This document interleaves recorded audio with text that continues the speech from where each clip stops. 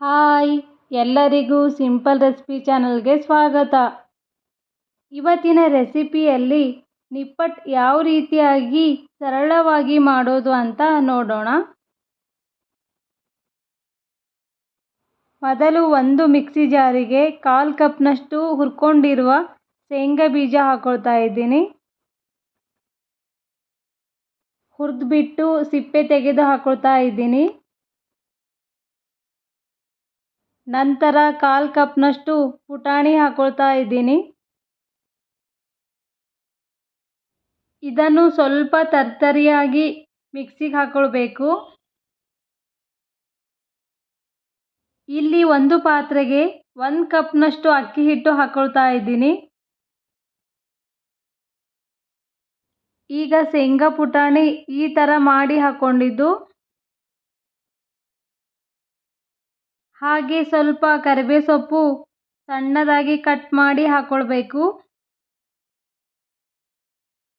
ಅರ್ಧ ಸ್ಪೂನಷ್ಟು ಅಚ್ಚ ಖಾರದ ಪುಡಿ ಹಾಕ್ಕೊಳ್ಬೇಕು. ಹಾಗೆ ರುಚಿಗೆ ತಕ್ಕಷ್ಟು ಉಪ್ಪು ಹಾಕ್ಕೊಳ್ಬೇಕು.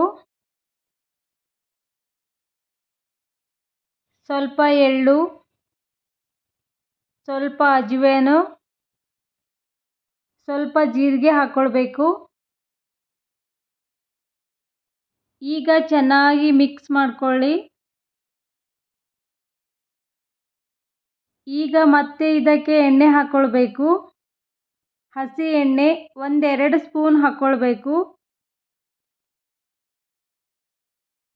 ಎಣ್ಣೆ ಹಾಕಿ ಚೆನ್ನಾಗಿ ಮಿಕ್ಸ್ ಮಾಡ್ಕೋಬೇಕು.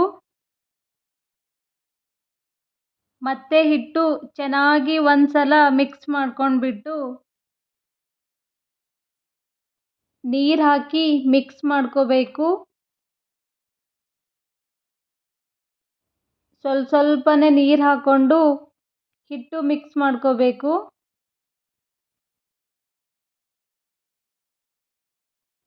ಯಾವುದೇ ಕಾರಣಕ್ಕೂ ನೀರು ಜಾಸ್ತಿ ಹಾಕಕ್ಕೆ ಹೋಗಬೇಡಿ.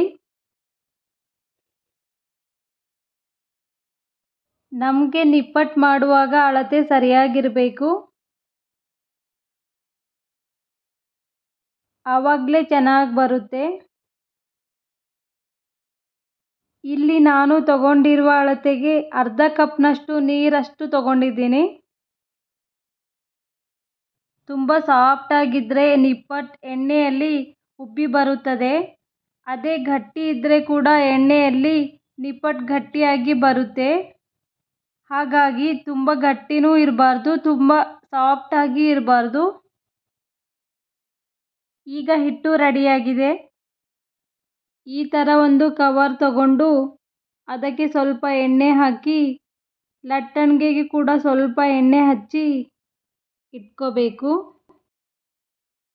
ಈ ಥರ ಎಣ್ಣೆ ಹಚ್ಚಿದರೆ ಹಿಟ್ಟು ಮೆತ್ಕೊಳ್ಳಲ್ಲ, ಅದಕ್ಕೆ ಎಣ್ಣೆ ಹಚ್ಕೊಳ್ಬೇಕು. ಈ ರೀತಿ ಹಿಟ್ಟು ತಗೊಂಡು ರೌಂಡ್ ಮಾಡಿಕೊಂಡು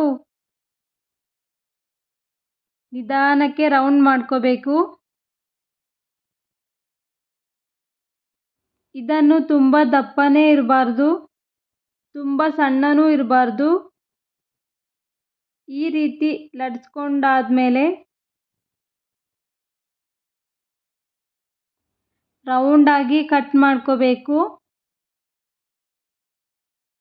ನೋಡ್ಬೋದು, ಈ ಥರ ಇದ್ದರೆ ತಿನ್ನಲು ಚೆನ್ನಾಗಿರುತ್ತೆ, ಫ್ರೈ ಮಾಡಲಿಕ್ಕೂ ಚೆನ್ನಾಗಿರುತ್ತೆ. ಈಗ ಎಣ್ಣೆ ಚೆನ್ನಾಗಿ ಕಾದಿದೆ. ಸ್ಟವ್ ಮೀಡಿಯಂ ಫ್ಲೇಮಲ್ಲಿ ಇಟ್ಕೊಂಡು ಈ ಥರ ಒಂದು ಹಾಕಾದ್ಮೇಲೆ ಅದು ಮೇಲೆ ಬಂದ ಮೇಲೆ ಇನ್ನೊಂದು ಹಾಕ್ಕೊಳ್ಳಿ. ಇಲ್ಲ ಅಂದರೆ ಸರಿಯಾಗಿ ಬರೋದಿಲ್ಲ. ಈಗ ಎಣ್ಣೆಯಲ್ಲಿ 1-2 ನಿಮಿಷ ಹಾಗೆ ಬಿಟ್ಬಿಡಿ.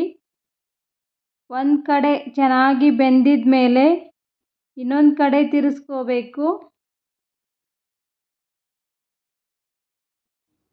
ಚೆನ್ನಾಗಿ ಬೆಂದಿಲ್ಲ ಅಂದರೆ ಕಟ್ಟಾಗುತ್ತೆ. ಈಗ ಚೆನ್ನಾಗಿ ಫ್ರೈ ಆಗಿದೆ. ಒಂದು ಪ್ಲೇಟಿಗೆ ತೆಕ್ಕೊಳ್ಬೇಕು. ನೋಡಿದ್ರಲ್ಲ ಸಿಂಪಲ್ ಆಗಿ ಗರಿಗರಿಯಾಗಿ ನಿಪ್ಪಟ್ಟು ಯಾವ ರೀತಿಯಾಗಿ ಮಾಡೋದು ಅಂತ. ಈ ರೆಸಿಪಿ ಇಷ್ಟ ಆದಲ್ಲಿ ಲೈಕ್ ಮಾಡಿ, ಶೇರ್ ಮಾಡಿ ಹಾಗೂ ಸಬ್ಸ್ಕ್ರೈಬ್ ಮಾಡಿ.